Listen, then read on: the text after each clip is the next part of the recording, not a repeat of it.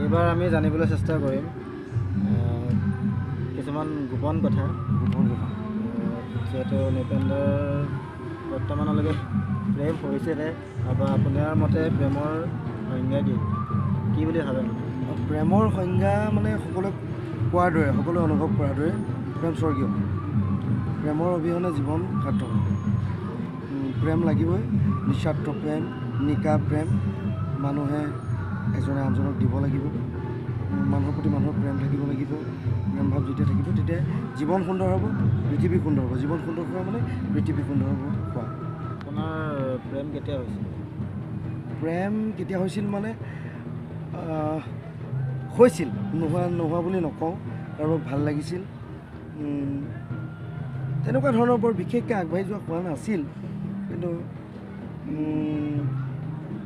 প্ৰেমে সাৰ্থকতা লাভ নকৰিলে চমুকৈ। মোৰ প্ৰেমে যি সপোন দেখে, প্ৰেম হ'লে বিয়া হ'ব, কিবা হ'ব, চমুকৈ প্ৰেমে মোৰ সাৰ্থকতা লাভ মানে বাস্তৱত পৰিণত নহ'ল। আৰু তাৰ কাৰণে মই আজি দুখীও নহয়। একপক্ষীয়ভাৱে ক'বলৈ গ'লে মই আজি সুখীয়ে। কথাটো হাতৰ হৈ ৰ'ব তোমাৰ কাষত, কিন্তু মই ক'লোঁ মোৰ প্ৰেমে সাৰ্থকতা লাভ নকৰাৰ কাৰণে প্ৰেমক মই সদায় চেলুট মাৰোঁ। প্ৰেম অবিহনে মই জীয়াই মই খুব অনুভৱী মানুহ। প্ৰেম যে মোৰ সাৰ্থক নহ'ল তাৰ কাৰণে মই সুখী। কিন্তু মই এতিয়া এইখিনিতে ক'ব লাগিব, মই হয়তো কাৰোবাৰ প্ৰেমত পৰিছোঁ। লুকুৱাই লাভ নাই। মই এজনী ছোৱালী খুবেই মই তেওঁৰ ব্যক্তিত্ব মোৰ ভাল লাগে। তেওঁ মোৰ লগত আজিৰ তাৰিখত মই কওঁ, স্পষ্টভাৱে কৈছোঁ, অনুভৱ যদি কৰি চাওঁ তুমি, তোমাক কৈছোঁ। হয়তো তুমি গম পাইছা, তুমিও এজনী মেচিয়ৰ্ড ছোৱালী, তুমিও যদি গম পাইছা মোক ক্ষমা কৰিবা। মই হয়তো তোমাক লৈ যি অনুভৱ কৰিছোঁ, মই তোমাৰ প্ৰেমত পৰিছোঁ। সঁচা কথা, ইণ্টাৰভিউৰ মাজত ক'লোঁ, বেয়া নাপাবা। তোমাৰ ব্যক্তিত্ব, তোমাৰ চাল চলন, মই যি ধাৰণা কৰিছোঁ সেইটো মই তোমাৰ প্ৰেমত পৰিছোঁ। কৈ দিলোঁ গোপন কথা। হয়, যদি বেয়া নাপায় কোৱা, কোননো সেই প্ৰেয়সী যি আপোনাক মানে যি আপুনি প্ৰেমত পৰিছে, সেই প্ৰেয়সীগৰাকীৰ নামটো আপুনি ক'ব পাৰিব নেকি? নামটো নকওঁ, নামটো ক'লে কিবা মানে তেওঁ অলপ বেলেগ এটা মনলৈ যাবগৈ পাৰে, বেলেগ এটা ৰূপ ধাৰণ কৰিব পাৰে, মই নাজানো। সঁচা কথা ক'বলৈ গ'লে মই ছোৱালীজনী ফেচবুকত, তেওঁক ফেচবুকত চিনাকি হ'লেও এজন বন্ধুৰ কমেণ্ট বা তেওঁৰ পষ্ট, এই বস্তুবোৰৰ পৰা অনুভৱ কৰিব পাৰি তেওঁৰ মানসিকতা। আৰু আমি পজিটিভ থিংকিঙে আমি ফেচবুক ইউজ কৰোঁ।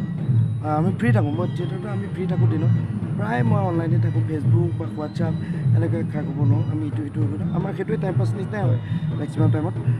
গতিকে তেওঁৰ মানসিকতাটো মোৰ ধাৰণাত যিটো পৰিছে, মই মনেৰে বিচৰা ছোৱালী নিচিনা। মই বেয়া নাপাবা, মই ইতিমধ্যে কৈ গৈছোঁ। কিন্তু হয়তো তুমি মোৰ ধাৰণা, মোৰ অনুভৱ ভাল নালাগিব পাৰে তোমাৰ, কিন্তু মই তোমাক কৈছোঁ, তুমি বুজি পাইছা। মই মোৰ ভাইটিটোৰ জৰিয়তে কৈছোঁ। হয়তো এতিয়া নাজানো, মানে 16 বছৰ 18 বছৰ ল'ৰাৰ দৰে মই প্ৰেমত পৰা নাই। প্ৰেম যিকোনো মুহূৰ্তত হ'ব পাৰে, এনেকুৱাও নহয় মই প্ৰেম কৰিব পৰা মোৰ বয়স শেষ হৈ গৈছে, এনেকুৱাও নহয়। কিন্তু মই সকলো মন মোৰ ভাল নালাগে। আৰু মই ধাৰণাহে কৰিছোঁ তোমাক, তুমি খুব মাৰ্জিত, তুমি খুব অমায়িক, তুমি খুব সুন্দৰ মনৰ। আৰু সেইখিনি কথা মই তোমাক ইতিমধ্যে কৈছোঁ। তুমি অকণমান নিমাত হৈ আছা, বেয়া নাপাবা। মই কোৱাৰ কাৰণে মই চৰি কৈছোঁ, তুমি যদি বেয়া পাইছা। মই নামটো নোকোৱাৰ কাৰণে তুমি বেয়া নাপাবা, মই তোমাক ব্যক্তিগতভাৱে পিছত ফোন কৰি দিম। ঠিক আছে? ঠিক আছে।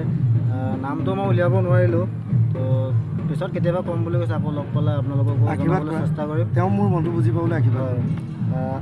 আৰু মই তেখেতকো কওঁ, যিগৰাকীৰ প্ৰেমত নিপেন্দা আকৰ্ষিত কৰিছা তুমি, তোমাৰ এইটো ক্ৰেডিট।